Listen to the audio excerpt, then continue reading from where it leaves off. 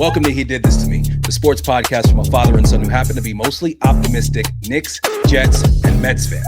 My name is Nick, a.k.a. Goody, and with me is my old man, a.k.a. the big guy, Noel. And just like his name, all we do is win. Let's get to the show. It's time to begin. I say all we do is win, and when it comes to the Knicks, the Rangers a little bit as well, as they just won in overtime, everybody that plays in Madison Square Garden, it kind of feels that way. The Knicks take a 2-0 series lead against the hated Patriots in the Eastern Conference semifinals. It's a lot to break down, a lot to be excited about, something to be real nervous about. We'll push that off a little bit, and we'll start off with our guy, Jalen Bruns, him. Our guy who put on another masterpiece, but did give all of Knicks Nation some moments of real scared pause, agita, however you want to say it. Tell me, big guy, how did you feel during that second quarter when he was off in the locker room and didn't come back for the entire second quarter? How are you feeling? Definitely stressed. I mean, look, man, without Jalen, it's tough. Listen, it was interesting because I still found myself sitting here saying, okay, we got to figure out a way, and how can we win this game without him? And we can do it because I just believe in this team so much. But obviously, we're not at all the same team without him, especially now with all that we've lost. But for him to come back like he did, to play like he did, it's absolutely amazing. It's the stuff that legends are made of, frankly. It's not quite Willis Reed, but it's pretty amazing. You bring up Willis Reed, and yes, it was on May 8th back in 1970 that Willis Reed came out of the tunnel, and before the game came out, hit his first couple shots. Everybody calls that the Willis Reed game. It's really the Clyde Frazier game. Clyde was the one who went off and had the crazy stat line in that game 7. And Brunson during halftime came out, warmed up. I heard that when he came out, the crowd was so I actually heard somebody who was at the game that said typically, during halftime, everybody gets up, they go to the bathroom, they go to, they get another drink, whatever. And they said that a lot more people than usual stayed in their seats during halftime because they were concerned and wanting to see if Brunson was going to come back out. And that when he came back out, there was kind of like a cheer, and he just kind of like quieted them all down. And then he went through his warm up. And when he first came back in that third quarter, he looked a little gimpy, like he wasn't quite right. And then, he got 3 assists in that third quarter. He moves the ball around. Another thing about when he was out that I found that was really interesting, that just nerve wracking as I was going through. So I was looking and I see no Rick Brunson on the sideline. So when I see no Rick Brunson on the sideline, then I get even more nervous because I'm like, oh man, if he's back there, he guy's an assistant coach, he's not going to necessarily it's his son. I get it. But if it's not serious, you would hope that he'd be back out there. And I remember just when he went out in the first quarter for those last 3 minutes, I said to myself between the quarters, I said, if this second quarter starts and he's not back at least on the bench, I'm going to start to get nervous. Well, I had another, 20, 30 minutes of being nervous all the way through the end of halftime. And then I read a tweet that said, not only is Rick not on the bench, but Leon Rose has left his seat. Oh my gosh. So I was like, oh my God, no. I just, at that point, it's just like, man, come on, man. The basketball gods, they can't do this to us as well. But as we know, he did come out there in the second half, looked a little gimpy, found his way, and in the fourth quarter, once again, as he always does, just took the game over. 14 big fourth quarter points, made all the right plays, the right passes, and we even get to see him get fired up at a level that he's been getting fired up more and more. I've been saying he's going into his superstar mode. It's not just that we're all realizing it; he's realizing it as well. But that moment when he's dribbling the ball up the court, McConnell's bumping him the whole way up. He takes him, he gets to the rim, gets the finish, then gets the foul by Naismith, and looks at the crowd. I don't know exactly what he said, but I'm sure there was some expletives in there, and he was so fired up. And, dapping up fans. I mean, come on, man. I sent you the video of that today from a fan's point of view. They got a cell phone video close up, and it's just like, inject that into my veins. Yeah, no, it's incredible. The guy, honestly, we could not ask for a better person in his position on our team. He's absolutely he's just like people have said. I'm no genius in saying this, but he is the best free agent signing. I think best free agent signing for the Knicks ever, clearly. But best free agent signing in the NBA in at least the last 5 years, maybe longer. I mean, from what was expected to what has become, I mean, there's no comparison. And how many other signings there have been where, guys have fallen short of the numbers. I mean, it's just he's just an incredible guy, and then just to be the guy that he is, on top of all of it, to be such a quality individual is, just really adds to it all. And we're just very lucky to have him as the leader of our team, no doubt. So a couple things that I want to piggyback off of that you talked about. You talk about him just being, the perfect player and, the right guy at the right time for us. To take that even another level deeper, Patrick Ewing, great player, obviously. Loved watching Patrick play. It wasn't pretty basketball, especially on the offensive end. There was a lot of plotting. There was a lot of, what a lot of people thought were travels as he was going across the paint. And it wasn't the league at that time, and specifically the Knicks offensively, was just not pretty basketball. It wasn't great to watch. You move on to Melo. Melo, you would be wowed by his level of skill at certain points, but there was times where that wasn't the most pretty basketball, where it was a lot of one-on-one jab step, ball stop, somewhat feeling like forces, even though he did make a lot of those quote unquote forces. But you would sometimes get frustrated with the way that, watching Melo just dominate the ball the way that he did with so little movement.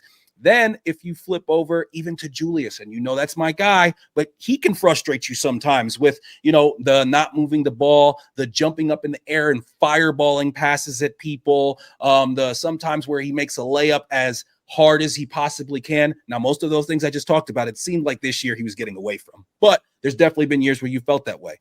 Brunson, not only does he have the production that he has, but it's so beautiful to watch all the time. Like, it's so beautiful to watch. That play where he has Neymar. I can say his name wrong every single time. I want to call him like the soccer player.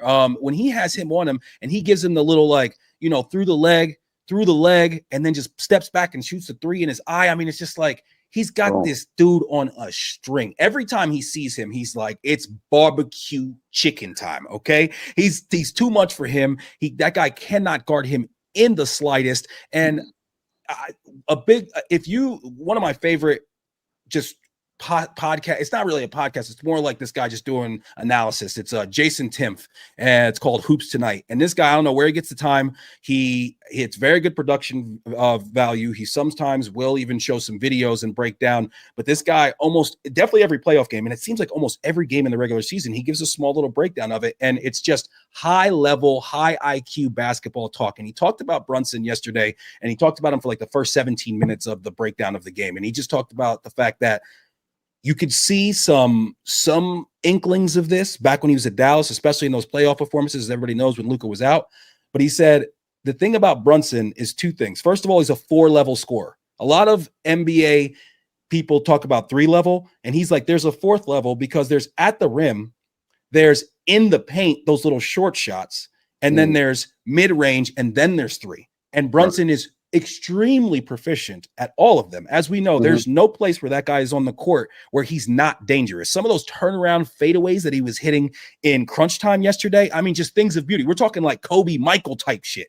And not only that, but he said something that, it's a term that in other sports it gets used, and it sometimes can be used in a negative manner. In basketball, he talked about how the fact that Brunson is such a good game manager. And this is the thing when you compare him to a guy like Melo, or maybe even a guy like Julius, or a lot of guys around the league, is that Brunson understands that I can cook whenever I want, but if I just ISO 4 or 5 plays in a row, these other guys are going to get out of rhythm. And we've seen him just one time in this playoffs I can think of, where it was the one game that we lost to Philly, where down the stretch there was a couple times where he just didn't make the right play. He didn't trust his guys. And since then, he's been doing it just it seems like he always makes the right play, and it's just such a beautiful game to watch. We're all so lucky. I'm so glad that he's doing this to Halliburton. I just silence all of that nonsense. I don't want to hear anything else about Tyrese Halliburton and him being even in the same on the same planet as Right. Jalen Brunson. No, Brunson's a far superior player. And, honestly, Nick, there are times when I was watching the game yesterday when I was saying to myself, holy smokes, this guy is literally, at certain points, he's our Steph Curry, Nick. He's our Steph Curry. I mean, he's nothing short of that sometimes these last few games, man. I mean, it's been incredible. The shots he's making, I often, like I tell you this all the time, I often think to myself, other teams must be so frustrated sometimes. Like, what are we supposed to do with this guy? They do try to get physical with him. They try to double team him. They try to do this. They try to do that. And, these guys I know are getting very frustrated now because they look at the Knicks lineup and they're saying to themselves, why are we not beating this team? They expect to be beating these Knicks because the talent level and all of that, and guys who can jump and guys who are 6'9" and got arms this long. The Knicks win because they play the game the way they do, man, and it's just that simple. I mean, I think some of those players are starting to recognize it. The coach, though, he seems to be a little resistant in recognizing game. Actually, He seems to be a little bit deficient in recognizing what's happening on the floor as far as the actual game, because a couple things that make no sense. Nehmar, he can't guard Brunson one-on-one. Why is he continuing to have him on him? I don't get it. I thought he said at one point, Nick, that he's my best defender. Because people said to him, "Why do you not have T.J. McConnell in the game?" I mean, you should. I frankly think, why would you not have him in the game with Halliburton? Just because he's such a pest. But I think he feels like this guy's a better defender, and Neymar or whatever can't. I mean, McConnell doesn't shoot well from three. Okay, so first of all, I would even throw Nesmith. I would throw him on Brunson. I would try something different when this guy just clearly different guys. But in the fourth quarters, it has been mostly him who has gotten the assignment. There has been times, obviously, where there's been switches where we've gotten Halliburton on him and some other guys. And at this point, no one's guarding Jalen Brunson. No one's stopping this guy. No one's clamping him up. We know that, okay? But at the same time, I think that guy, he's too small. Brunson can just play. If Brunson can just pull up whenever he wants, you're finished. You're finished, and he's going to get around you. And what he has said is that he doesn't want to have, in crunch time, he wants McConnell can't shoot threes. McConnell looks like a little kid trying to reach the rim when he shoots a three. Okay. Right. And so he doesn't want to have him on the floor and allow that to clog it up because you don't have to get out to him for Halliburton. Right. Okay. That's all nonsense. McConnell is the best player on that team over the first two games. He's really absolutely killing us. He's guarding Brunson better than anybody else, and he is scoring at will, getting into the paint, getting all the way to the rim. He's even hit a three, I think. I mean, come on, man. I think it's absurd that this guy has not given him more run. You could tell that McConnell was pissed about it at the end of game two. When they put the camera on him, he was fired up. He ends up getting into an argument. I heard rumors are that he was getting into an argument with Stephon Marbury that was underneath, where he was yelling at somebody. Steph is going wild. He's out there, he's really injecting himself back into, that whole once a Knick, always a Knick thing, and embracing that. And I'm here for it. Guarantee you, Steph is in a hoopty right now with three of his brothers from Lincoln High School on his way to Indy right now. They're on the way to Indy. I think Steph can fly. I think he can get himself a flight. But he prefers to roll with the brothers from Coney Island, from CI. Now, hey, there might be something to that. There might be. But man, I just think that Rick Carlisle, the complaining about the refs, the first game he tries to go high road. And then in the second game, what were the calls that you hated so much? I know they say that they found 78 calls. I mean, I'm sure a lot of them are judgment calls. I'm sure that any NBA team, if they go and comb over the last two games, they could do that. I get the gamesmanship part of it. I get the part of like trying to take the pressure off of your players and making the conversation about you. I've heard all of these things, but you know what? At the end of the day, he ends up coming up soft. And when I saw yesterday that he was making those comments, I saw just the tail, like the very beginning of that press conference before I had to hop on and do another pod. And I said on that pod, I said, I'm so happy he's doing that because that's exactly what I want. I want all of them and all to be, blaming it on the refs and thinking about this and that, as opposed to, actually worrying about the fact that they can't get a rebound in the clutch time. The fact that, they have your boy, what's his name? Miles. I can't believe I'm blanking on his name right now. The center, the shooter. Miles. What's his name? Miles something. I don't know. I can't believe I'm blanking on that right now. Yeah, but no, Dad. Well, he killed us in game one. He killed us in game one. Miles Turner, and yeah, he killed us in game one, and he definitely could shoot. I can't believe I blanked on his name, but yeah, Dad. When they came out of a half court, I think there was like 3 and change left, and that ball gets kicked over to him, and then he takes like a dribble and puts up a shot that hits the glass first, clanks off the iron, and it's like that's the shot that you get. I've never seen him make that shot. Yeah, but there's zero chance they told him or they decided that was the shot that they wanted. He took it upon himself to do that. And if I'm his teammate, I'm looking at him like, yo, what is wrong with you? It's so stupid. Carlisle, I will say this. Every Pacer player that I've seen has been much more about, hey, we got to do better. We got to do this. We got to do that. Fair. One telling stat, okay? First of all, Carlisle saying in the last game there was like 40 some odd calls. So that's a call per minute that he has beef with, right? Okay. And we have no calls we have beef with, only them, right? And this is the other thing. You know who leads the league in fouls committed per game this season? The Indiana Pacers. You know who's in the bottom 5, who's 5th, closest to best in that stat? The New York Knicks. So listen, pal, you're barking up the wrong tree, man. This has been an issue of your team all season. The stats don't lie, man. This is over 82 games.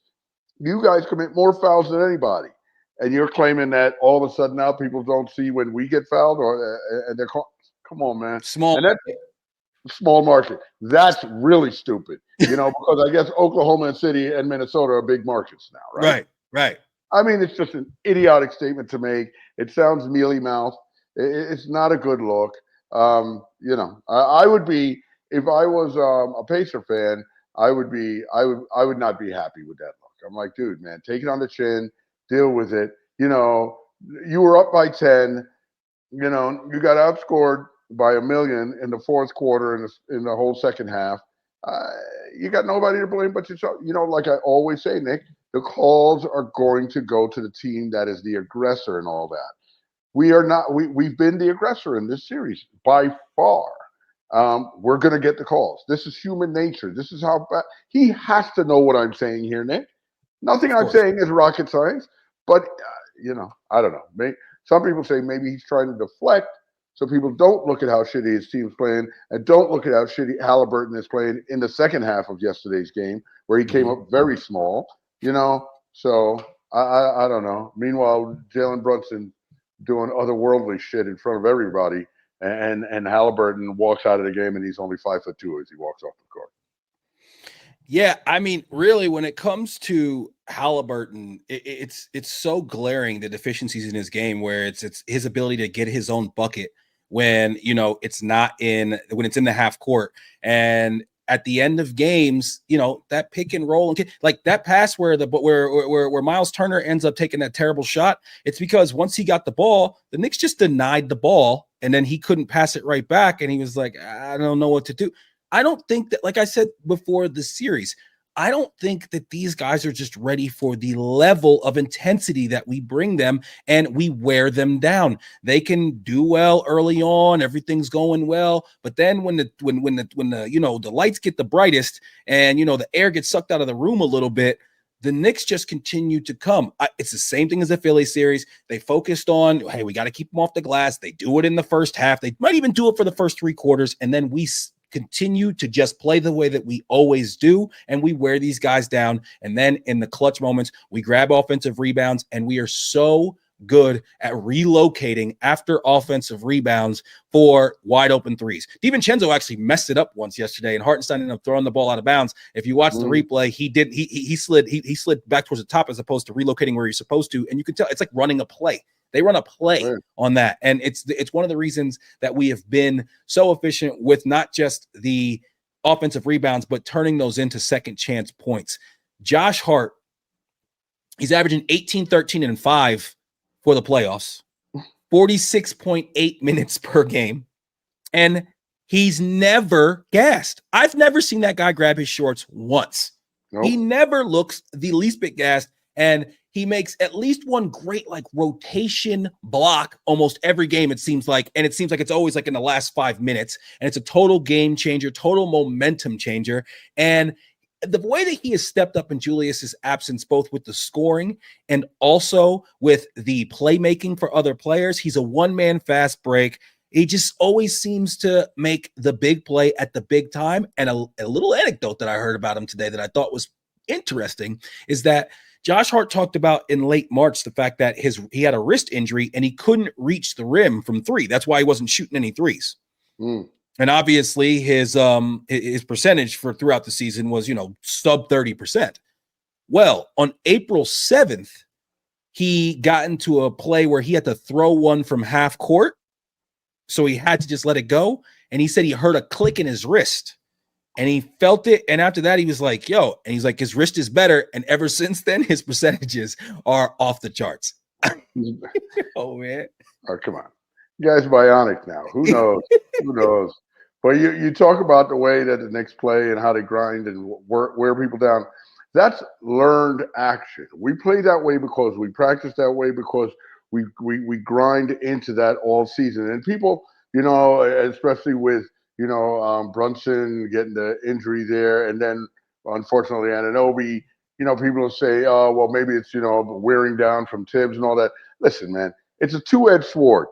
First of all, we don't have some of the people that we need to back up. If we had a full contingent, everybody would be different. No, then we'd have like an 8-9 man rotation, literally. If like Julius was there, everybody was there. And then also, we play this way and we're able to wear people down because this is the way we play. This is the way we practice. This is what we do. So this is another stat I thought was very interesting. If you look at last year's championship, the Denver Nuggets, throughout the playoffs, their starters played our starters played 94% of the time. Their starters played like 92% of the time. You know what I'm saying? So it's not outrageous how short a rotation. Like, what's his name? That Denver team had a rotation of about 7 guys throughout that playoffs. And that's how they won it all.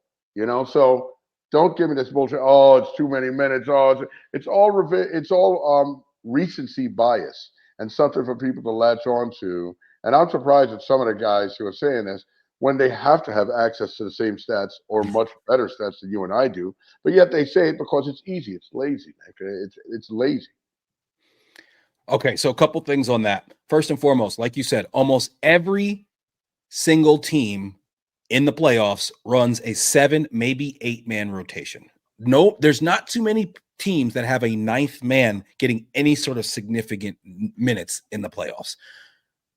Also, if you go back and you look at like Patrick Ewing, you look at him for a series and you look at his minutes, it's like 45, 43, 4. They're all in the 40s. Okay. Yeah. And OG got hurt in minute 28 of the game. Okay, you're going to say, oh, it's a cumulative effect. At the end of the day, what I don't understand, it's not like we're blowing teams out. Where are we? Where are all these 3 minutes? You know what I'm saying? Like, what minutes don't we need our best players on the floor when you consider how the razor's edge that we've won so many of these games? I don't understand. What people are thinking where these garbage times where we're supposed to be getting, Alec Burks and Jacob Toppin more minutes. Like, no. So wait, Would we like? one good quick point on that here, Nick. That just to piggyback on something you're saying. Look at a team like Indiana.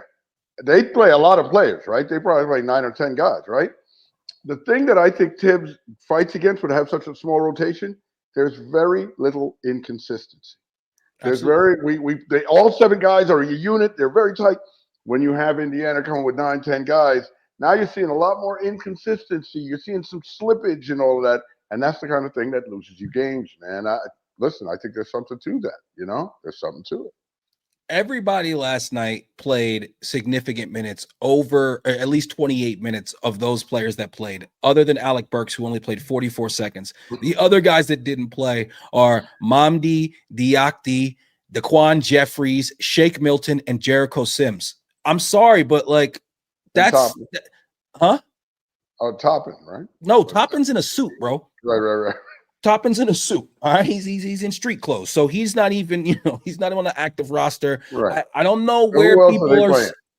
exactly like what we're supposed to be getting. Now we may see Jericho Sims get a few minutes in this next game, just because if Precious is going to have to start at the 4, we can't have you're not going to ask Hartenstein probably to go 48. You can ask Hartenstein to go around 40. But if you got to get him out of there at some point, it's probably going to have to be some Jericho Sims. Maybe he can surprise us. He's got all the tools. It's just I just don't know if he has it between the ears. And Precious Achiuwa shows you why a lot. I've heard so many people screaming for, we need more Precious. We need more Precious. We need more Precious.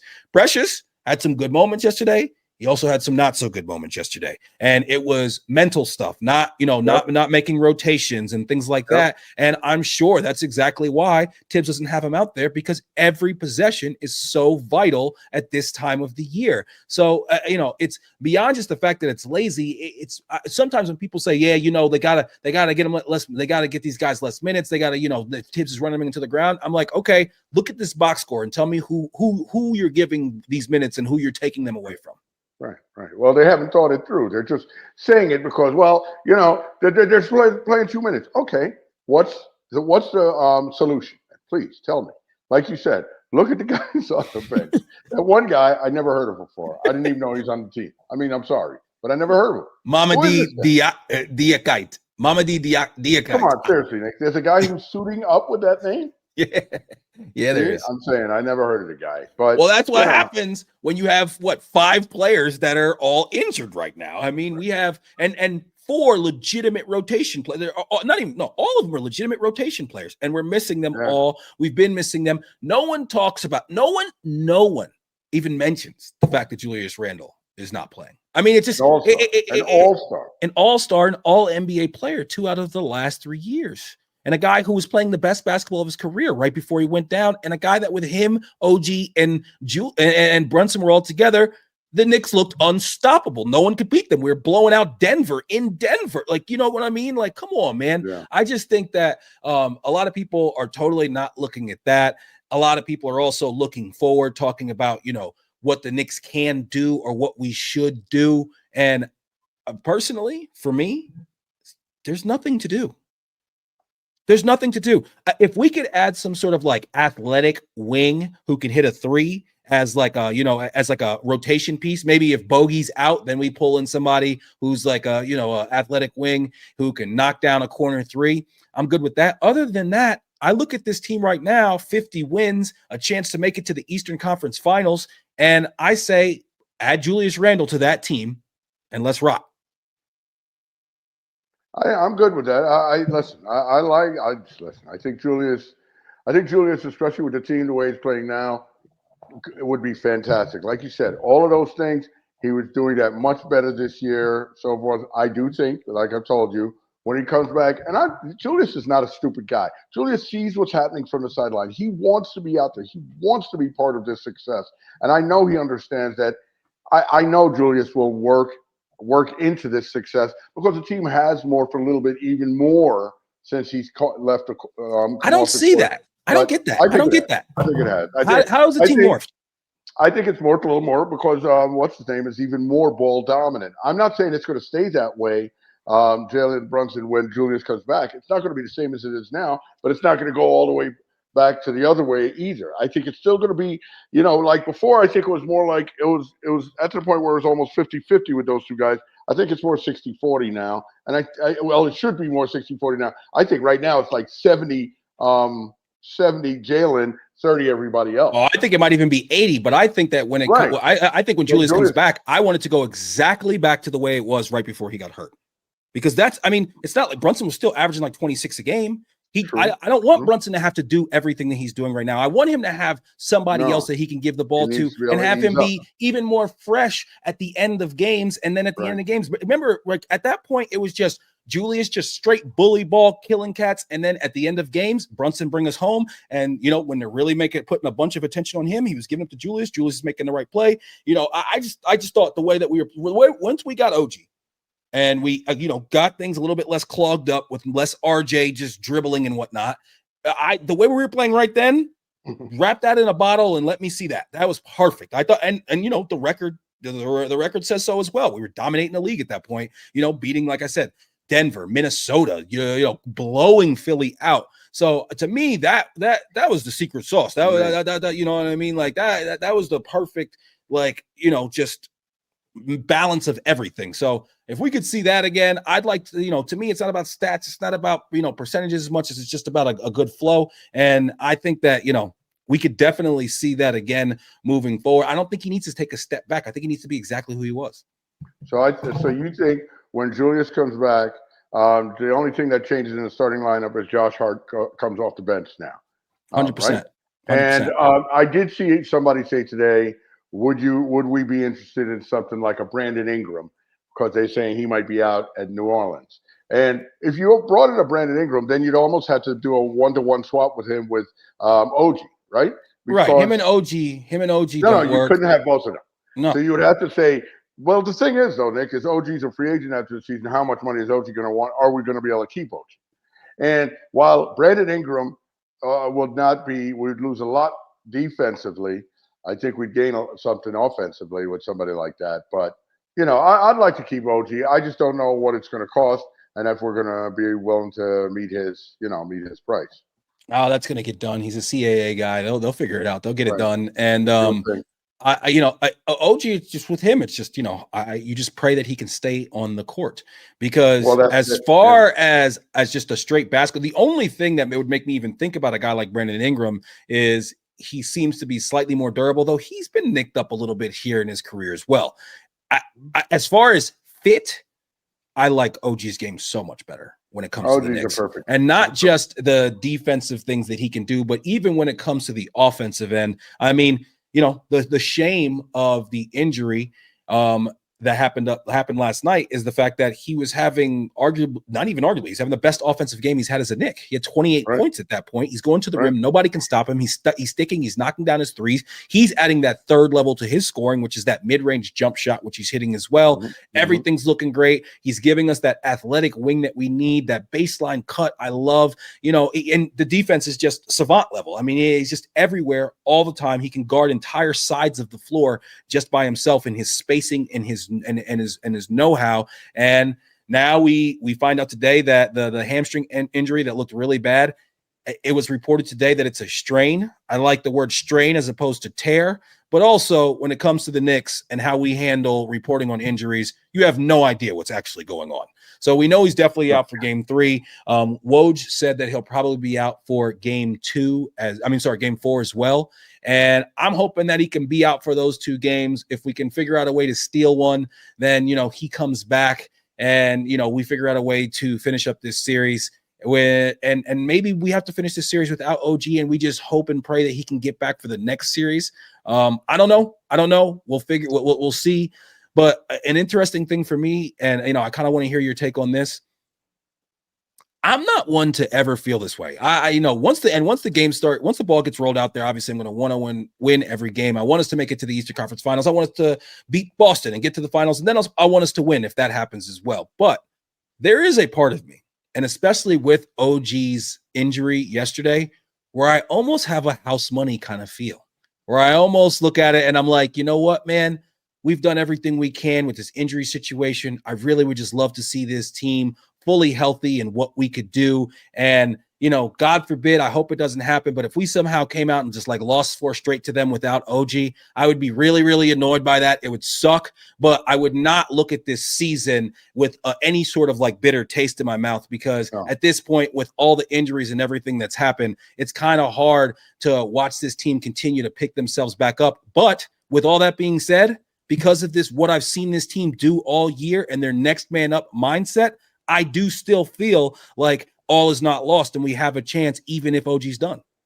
I agree with everything you said. I heard I think it was on Sportsman like this morning, and they were saying how they came up with a take which I think is ridiculous, that if the Knicks somehow lost the series now, that it would be the season would be a failure, and that's idiotic to me, especially after all the injuries we've had. It would be a disappointment for us to lose the series now being up 2-0, but it would not be a failure. So I think that, look, man, this season, if we win this series, which I think we will, if we win this series, then we are absolutely 100% playing with house money. Okay? Quick question. You think even if OG does not come back for the rest of the series, you still think we're going to win the series? I do. Okay.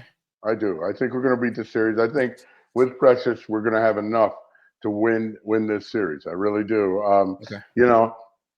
Listen, man, I'm not going to count us out against any team, the next team, if Precious is out. I mean, if OG is out, and if OG's there, I give us an even better chance. But listen, this team, you just can't count them out, Nick, because again, it's less about who is on the court as opposed to we just have replaceable parts that fit in and play the game a certain way.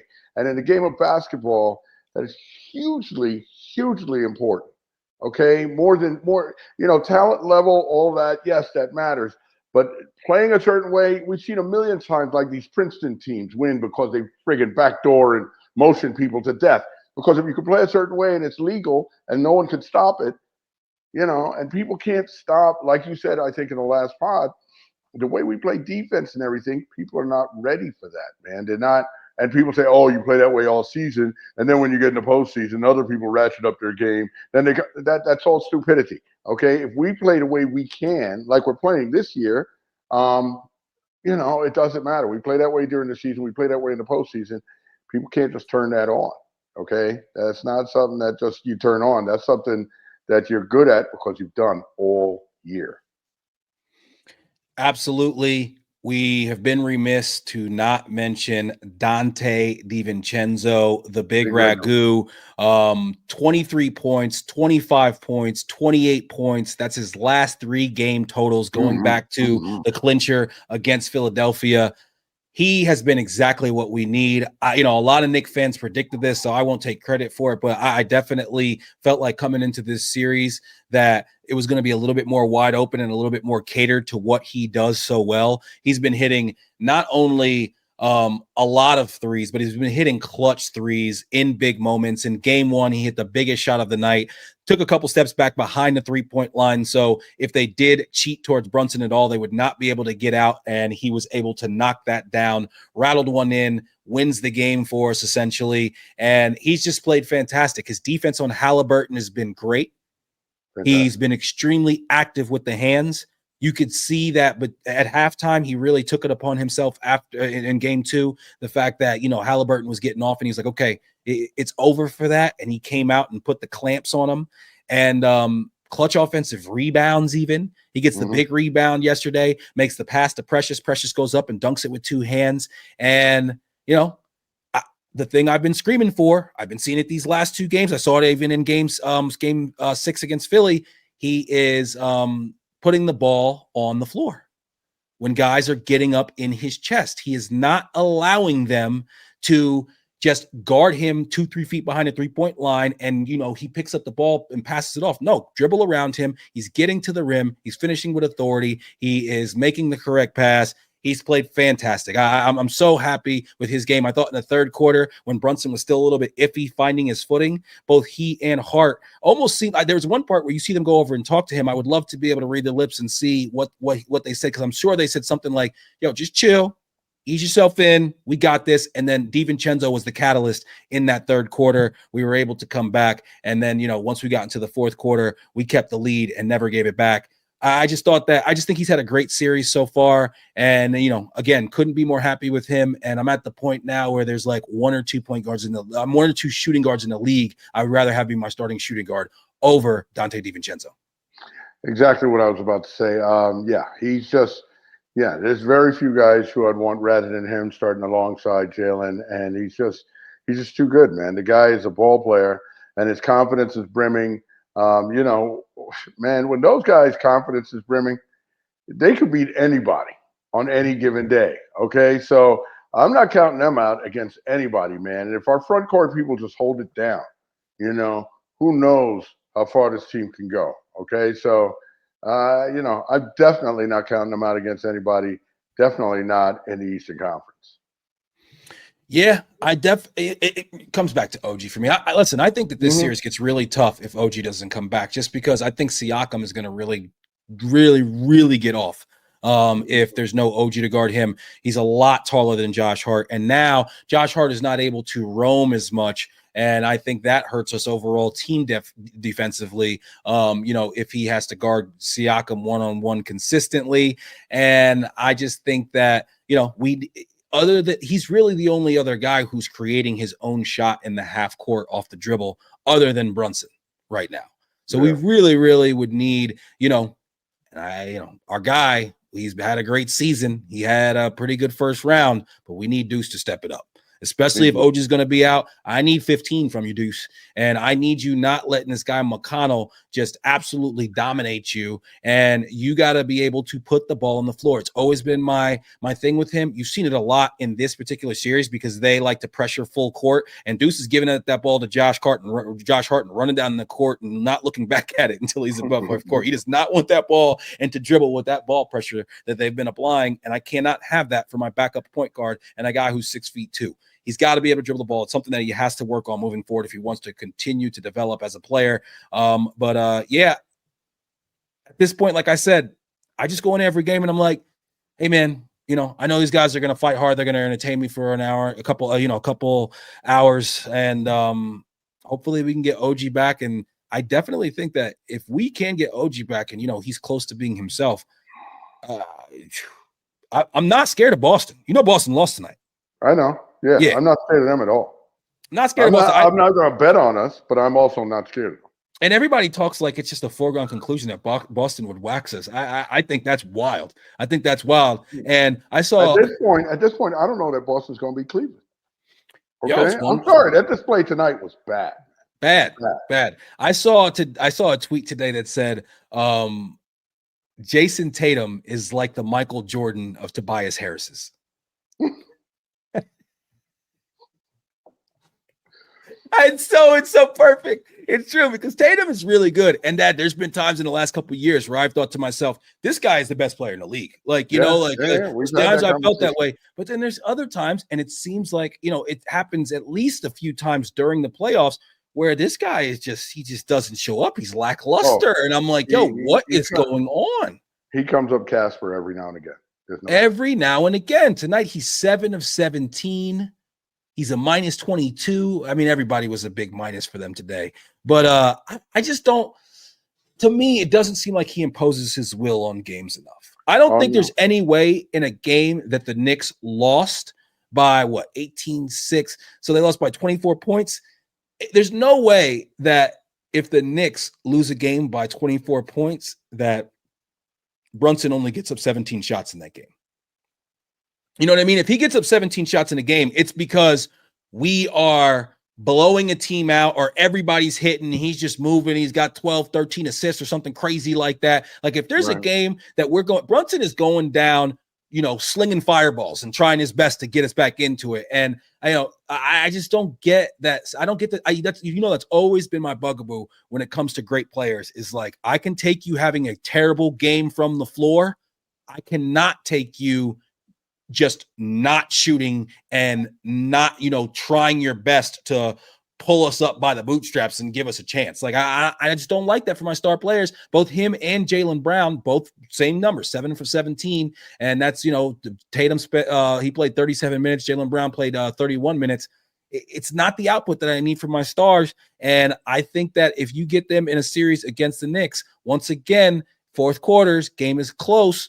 We know how to win those games, man. And we're going to keep coming. We're going to keep making one more play. And especially with a guy like OG to be able to put that range on him and be able to put that length on him and that defensive know-how and craftiness, I could see him coming up small in that scenario as well. Yeah, no, and listen, in both of these series, like I said, I think we'll win the Indiana series.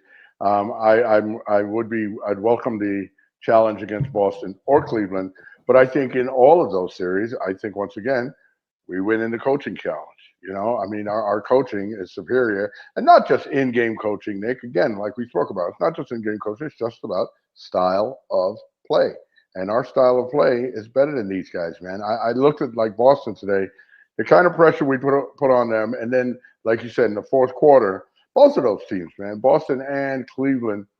I feel like when I look at some of these teams, Nick, they just seem so loosey Lucy Goo. goosey, and I just feel like, can someone tighten up this act? I mean, come on, man, it's like Cirque du Soleil out there, and what is going on? But then the Knicks come out there and they're like zing zing zing zing, like a schematic, and these guys are just like and the ball's all over the place. It's in the third row. I don't know. That, and when I watch other NBA games, I'm like, how many layups are these guys going to get? Everybody's laying the ball up at the rim. Nobody, and it's like that, like that play that Josh Hart made yesterday, where he, switched off of his man because somebody was beaten either backdoor or maybe it was a pass over the top on a fronting situation, and he switched over and at the last second jumps up and makes the block at the rim. Most players in the NBA don't even try to make that. They're too scared of like getting dunked on or something like that. Right. And all of our guys always give that effort. Hartenstein, we haven't talked about him a lot. 14 points, 12 rebounds, 8 assists, almost messed around and got a triple-double. It's almost somewhat bittersweet that everyone is getting to see how good he is right now. Yeah. Because it's driving the price up. It's driving that every number game. Up. Every game. I know. Got to re-sign him. Okay? There's no way we can let him go. All right. No way. Absolutely not. Absolutely not. Not with what he brings to us on the offensive end. No I know that with, Mitch's contract, it's not necessarily going to be a thing where we have to choose between one or the other. But if it is, when you factor in availability, there's no conversation which one is the guy that, is most important for us. We will see on Friday, 7:00 Eastern, what the Knicks are able to do in Indiana. I'm sure they're going to come out fired up. We gotta just tread water during that initial push, the crowd's into it. And I think that if we're able to get up early in this game and all of a sudden the crowd starts to get nervous, they could easily fold. I could see that, but I could also see the Knicks, especially with no OG, get, losing this game big as well. So it's going to be interesting to see what we do. But, the Knicks, like we said, we know there's going to be a certain brand of basketball. We know that we have a great coach who, unless he's going up against maybe one or two other coaches in the NBA, is going to win the head coaching matchup. We know that Josh Hart is going to be all over the place. We know that Brunson is going to give you an efficient 40. Last night was the first time he hadn't had 40 in forever, and that's because he didn't play a quarter and a half. He would have had 40 in that game as well. And I love any time that the game is within – if it's within single digits and there's 7 or 8 minutes left in the fourth, no matter what we are, if we're down 8 or, where we're down 1 or it's tied, I feel confident. And it's the first time in my life, Dad, honestly, the first time in my entire life that I can remember that when we're in those types of situations, that there's no part of, like, I'm nervous, of course, but I'm not like, oh, come on, what are they going to do to just like give this away again? Like, there's been so many years where I've felt that way, even when I've tried my best to, cut those thoughts off and not think them and definitely never said them out loud. I truthfully now in those situations think to myself, we're going to figure it out. We're going to find a way. We're going to get it done. Yeah, no, I'm pretty confident now, more so than I have been for many years. But we're a good team, and we continue to play hard and play well. I think we'll do well the rest of the series. I really do. I'm very interested to see if there's any kind of New York contingent out there tomorrow in Indiana that we can hear. I'll be very interested to know if there's any kind of crowd like people like that, because if there's New Yorkers out there and there's enough of them and they happen to be sitting near to one another, they'll make some noise and they will be heard. Yeah, that will be interesting. I mean, I definitely don't think it'll be like it was in Philly, but I definitely think that, if you watch the Knicks, you know that just about any away game when the Knicks get going, they're talking about the fact that there's a lot of Knicks fans in here. I mean, I've seen that in Sacramento. I've seen that everywhere. So there's Right. definitely a chance we're going to have some people in the building, and it's about whether or not our guys are giving them reason to be loud and if they're silencing that Pacers crowd. Right. New York, stand up. We're going to be out there. I believe it. I feel it. No Jets, no Mets this week. Mets continue to middle, not do much. They're kind of just, there's nothing to really talk about.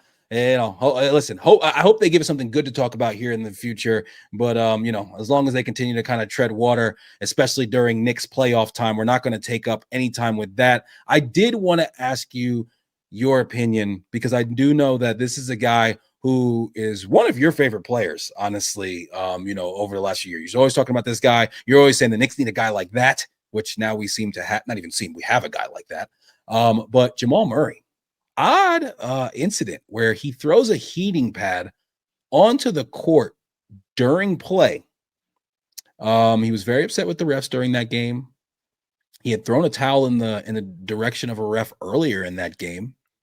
As I said, it was during play that he threw the heating pad. It did not end up actually hitting anybody. It fell on the ground and then it was kicked off the floor. It seemed inadvertently by Michael Porter Jr. And he was then given a $100,000 fine.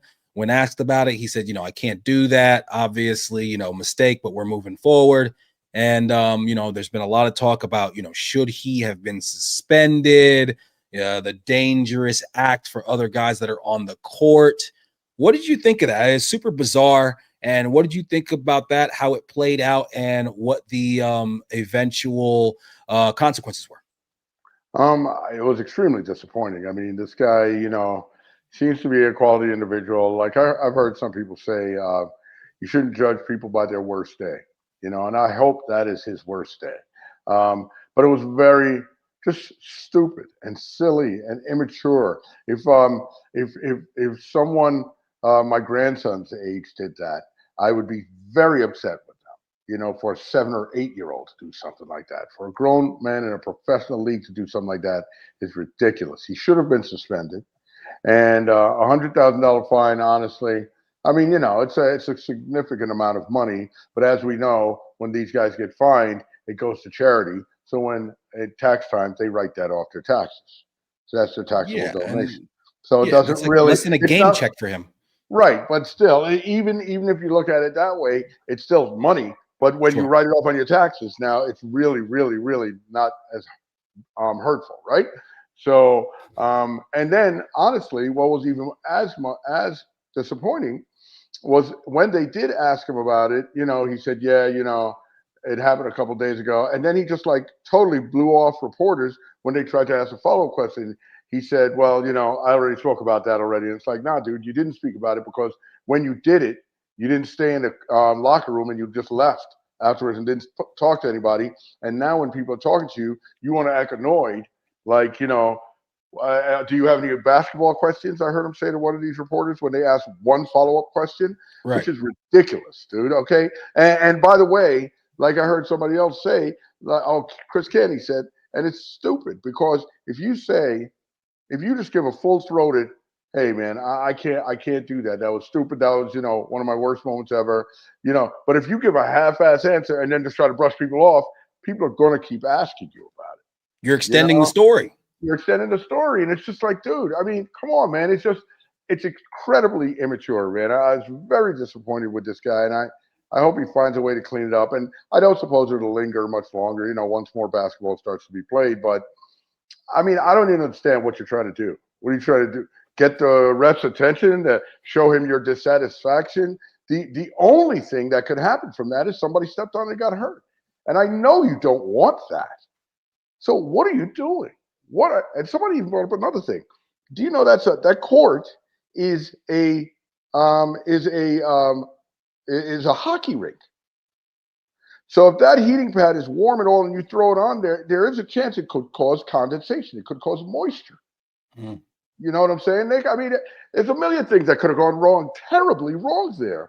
For his player, for the other team's player, for a referee. I mean, it was incredibly bad, a bad thing to do. I mean, I don't know what's going through this guy's mind.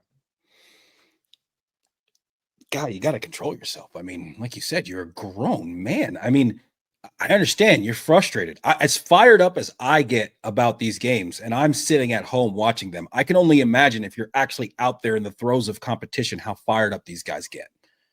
But you cannot lose your head to that level where you have no forethought about the fact that, like, this is not good. Like, I you know, all the things that we talk about, the potential for possibly injuring somebody, the getting thrown out of the game, or possibly getting suspended for another game. He's lucky that the ref didn't see it, because he would have gotten tossed right then for the rest of that game, which I guess that would have been a good thing for him. He was 3 of 18 in that game. So you're so frustrated because you're getting locked up, and you're 3 for 18, that you want to do some childish bullshit like that. Really, really disappointing, like you said, because he's a great player. He hit 2 game-winning shots in the first round, one of them on a bulky calf. The guy is fantastic. He's an amazing player. He was great in the finals last year and throughout their entire championship run. And like you said, you don't want to judge a guy in his worst moment, but he is so fortunate. I don't understand how this is not a suspension. Okay. Yeah. The league is being very lenient. First of all, did you see when Malone got in that other guy's got in the ref's face during that game, and that wasn't even a technical? What is that? That is wild. Now, he's all the way on the court.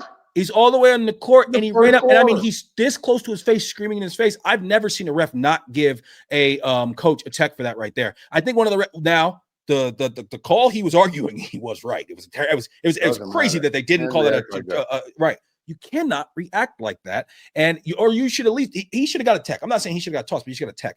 But now we've seen both the Embiid play where he grabs Mitchell's ankle, and then also now this just not even play, this incident where he throws the heating pad. And those are two things that, I'm sorry, I don't care what era it's in, what are we looking at, those guys should be suspended.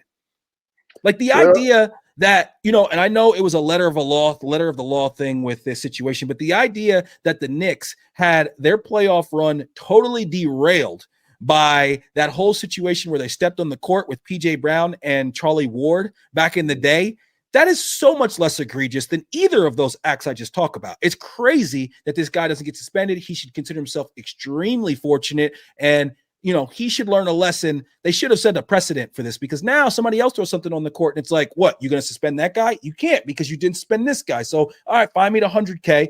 It's just a slippery slope. I totally disagree with it. And, I understand that it's the playoffs. You don't want big players having to miss games because of, some of these silly things that they do, but they have to have some sort of level of accountability. And like we said before, this is a fraternity, man. You don't do things that can possibly injure other guys. There should be a certain level of wherewithal that you always have on the floor, where you're not trying to injure other players, and you're all out here trying to make a great living for you and your family, and play the game that you love.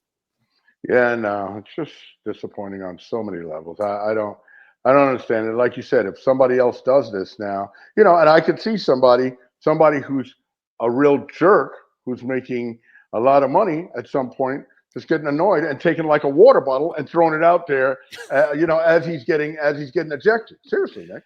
And saying, I don't give a shit. I make $50 million a year. Find me $100K. I don't care. I give that to charity anyway.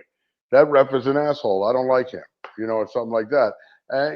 But it's just a shame, man. It really is. And he would do well to truly and genuinely apologize for this, because it's just not a good look for him, man. I mean, he's a good player. He's a good guy. I've seen him in a couple national commercials recently. Guy, man, things are going the way you want them to. Don't mess it up even a little bit on stupidity like this. For what? The way that he dealt with the apology, beyond just the fact that, I just didn't think it was the right way. Like you say, like if I'm talking to my own son, like, I would say, like, don't handle it like that. But beyond that, he continued this narrative. Like, we're talking about the apology now, because you have to understand that there's a way to do basically the no comment, but do it in a more tactful way. You do that initial, I'm sorry. And then you got to realize that the first few follow-ups after that are going to be people continuing to dig and basically just asking you the same questions. And you have to give that same company line over and over again of, you know what? Hey, like I said, I made a huge mistake. I can't make that mistake. I'll never make that mistake again. I just, I really want to move forward and focus on trying to get a win in game 3. They're going to ask you something. They're going to ask you the same question in a different way. You just have to regurgitate that again. You have to regurgitate that again and maybe even again. And then they're going to stop asking it and you move on. As soon as you stop and you give that, like, well, it happened a couple of days ago. Does somebody have a basketball question? Now everybody is like, who is this asshole? Like, like, come on, man. Like, come on, guy. Like, you gotta let everybody get their pound of flesh in that type of situation. And you're going to have to be, head in hands. I'm sorry. I'm hat in hand. I'm sorry. And that's what you got to do for one interview. Get through one like that. Just get through one like that initial one, and then you move forward. Instead, I'm very disappointed, man. It's poor form. Poor form. Extremely poor form. Pat Beverly. Speaking of poor form. Pat Bev, your boy, one of your favorite players in the league. Poor form Beverly. Yo, man. It's funny when you were talking about throwing the water bottle shit before. I thought to myself, Pat Beverly would be that guy. He's the guy that'll do some shit like that. And he's clearly totally unhinged because he has now been suspended 4 games due to, in the last game, as they're being eliminated, getting into a back and forth with some fans, which has him throwing a ball, firing it at them. The first throw, he didn't fire it. He threw it, but it missed. It didn't go at the guy. It went over, hit some other lady in the head. Then the ball comes back, gets thrown back to him, and then he fires it back at that guy. He's got his own players and his own teammates trying to chill him out. He's, clearly just totally off the deep end. Who knows exactly what they said? There's been reports, as you told me, that it was 1, 2, 3 Cancun. He says it wasn't. He says it wasn't. And he says it was more than that. Again, doesn't matter what it was. It doesn't matter what it was. Get security and get them tossed out. You deciding to throw a basketball at them, like a basketball is you could really hurt somebody. If I did throw a basketball at you as hard as I can, especially if I'm a professional athlete. And now he's got Indianapolis police are investigating the situation. Like I said, he's been suspended 4 games. I thought that was a little bit light, I thought that he might get suspended more than that. And I just don't understand what he's doing in this situation. But one thing I do understand is that somebody's getting paid. Okay. Yeah. Well, between those people that even had a ball even come close to them, somehow, some way, under the table, they're getting paid. One thing I will give him credit for is that his apology was actually very lengthy. It was a post. He wasn't in front of a camera, but he really did say, like, this is just absolutely unacceptable. I cannot do this, blah, blah, blah, blah, blah. But with him and his track record when it comes to just his overall antics on the court, and then I don't know if you want to shed a little bit of light on the story that you told me about him and how he, handles himself in different professional settings. It just seems like this guy is exactly who he seems to be on the court at all times. And, not a good look and not good for his possible next move and his what he'd like to be his next career. Yeah, no, I did mention to you that some people at ESPN said he was not the most gracious guest host on any of those morning shows. In fact, I heard words like he's the worst person I've ever had to work with at ESPN.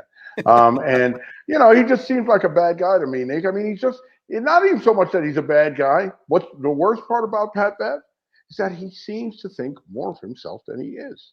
And not to say, look, no matter who you are, it doesn't entitle you, like I always have told you, no matter who you are, it doesn't entitle you to be an asshole. Okay? I don't care how good you are. That doesn't excuse being a jerk. Okay? And frankly, when you're a good player, I mean, listen, man, he just doesn't have the right to be the jerk that he is. And he's a jerk on the court. I've seen him do some things that I thought were dirty. I've seen him do some things that I thought were borderline. And, it's just too much with this guy sometimes. And this whole act on the sideline the other day was just foolishness. It was absolute stupidity. And the guy I heard on ESPN, I was surprised. This is one of the most sober talking guys you ever hear.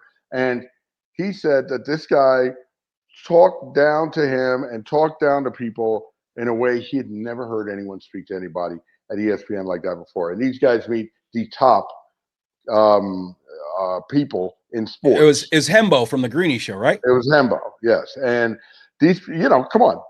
Greeny has the top flight guests, of course, right? Sure. And, Sure. for someone to say that, that this guy treated him and his wife, who also works there, this way, I was stunned. Honestly, when I heard that, I was really stunned, and I couldn't believe, especially someone like Pat Bev, who I heard some people had some high grades for him after he appeared on those shows, but thinking he did really well. I personally saw a little bit of it. I think he's a bit of a blowhard, so maybe I'm the wrong guy to ask. I don't have a great opinion of the guy from beforehand. So, but once you tell me that he's treating people that way, I can't stand people who treat people a certain way like they're above them. I cannot stand that. That's maybe one of the worst qualities a human can have, if you ask me. So yeah, that's a no-go for me. He's out. I actually did think when he was on First Take, I was actually a little bit surprised by how, I don't know, I'm not going to go quite to likable, but I did enjoy his analysis, and he had some at least interesting points.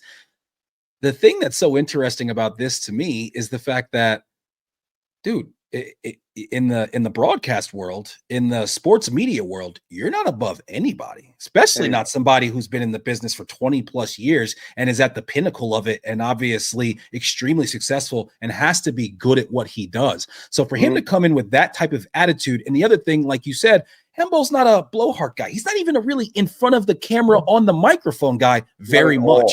So the fact that he not only the fact that he felt compelled to say that and went out on a limb like that to, say something that's obviously very, noteworthy, to me says it's absolutely true. And there's Nick, that they spoke about this before he actually said it. Do we actually want to do I want to flame this guy like this? Yeah. Greeny was absolutely like, yes, we should say that, absolutely, It's crazy. Yeah. So this guy, man, he's just a bad guy. He sucks. He's, like you said, he's not the player that he thinks he is. He thinks that he's like borderline Hall of Fame. Oh, well, dude, Jesus. He thinks that definitely not. No, he doesn't. He's never won an award ever. What award has he ever won? Did he win a sixth man? Was he like third team all defense? I'm sure he's probably been on an all defensive team before, maybe once or twice. But you're not a Hall of Famer if you've never won an award. I mean, come on, let's be serious. Definitely not a Hall of Fame. I mean, he's a Hall of Fame asshole. Definitely that. He's on the all asshole team for sure. He definitely thinks he's borderline all-star. No, he doesn't. I don't think he thinks that. I don't think he's ever gotten an all-star vote, except for maybe like a player's vote from one of his teammates. And you know what? That's the other thing, Pat Bev. Guy, you get moved all the time. It's not like you're if you're some amazing teammate or some great player, you wouldn't be moved. Now, I'm sure he thinks that's because I have value. But also, people are always ready to give you up because they're tired of your act. And the thing is, you know what? Especially with the fact that you've been on all these different teams, you keep getting moved from teams that are still good and have championship aspirations, and you're still getting bounced mid-season. Yeah, somebody else is taking a chance on you, but that runs out and that runs dry real quick. So go ahead and start focusing on the podcasting, my guy. And that's the thing. Now what you're doing is you're making it less likely that you will be able to get that guest spot on ESPN. Especially with, a guy like Hembo coming out and saying stuff like this. That's another thing. I think that, I don't know when the last time he was on, but I think if he was, routinely in the rotation or looking to be that, I don't think that would come out either. So that says something right there. Right. And you know what? Now you better hope Skip gets desperate and he's willing to pull you in. Because at this point, man, you're doing a solo pod, and I don't see anybody once he's out the league being like, oh yeah, I gotta subscribe and set the notifications because I gotta see what Pat Bev has to say. Don't nobody care what you got to say. He definitely, like you said, he thinks way too much of himself. He's a mediocre ball player. If he could have ever developed a jump shot, he would be a whole lot more valuable. He's somewhat of a pest and plays decent defense, but he does that and he has moments and you notice him and remember him because he's woofing and he's all excited. But when it really comes down to it, yo, man, I've also seen him get cooked in playoff series when That's right. he's out there and he's supposed to be that guy. And you're not that guy. You're not that nice, as I like to say. And you need to chill and have a little bit of humble pie. And once again, control yourself. You're a grown man. How do you not have the ability to say to yourself in the moment, maybe not fire this ball into that person at the crowd? Yeah. Now that we've said all this, Nick, watch. He'll be part of some package coming to the Knicks in the fall. No. There's zero chance. There's zero. There is literally, Yeah. I don't think that there's any chance that we would ever No add way. Pat Beverly to this team. No way. And if we No. did, I would march down 7th Street. Like Seventh Avenue. 7th Avenue. Right. I'm sorry. 7th Street. No, yeah. I mean, come on, man. Like, I mean, at that point, you got to do like, we got to overtake the Garden at that point. I would be so disappointed. And there's No way chance. Leon would do chance. that. No way. No chance. No chance. We're as much as we have put such an emphasis on bringing in culture fits. Come on, man. Right? No Yeah. chance. The last No thing way. I need is that asshole guarding Brunson in practice and doing some God. stupid shit. Hell Oh, no. yeah. Absolutely not. He would. Definitely. No way. Catch us every week on YouTube or wherever you find your podcast. Please follow, like, comment, and subscribe. And make sure you hit that notification button on all platforms. Really appreciate all the love. We try to stay as current as possible. So episodes will be dropping on Thursdays, Fridays, depending on the Knicks schedule. And as always, you can find us on all socials at he_did this to me. Love you, big guy. Love you, kid.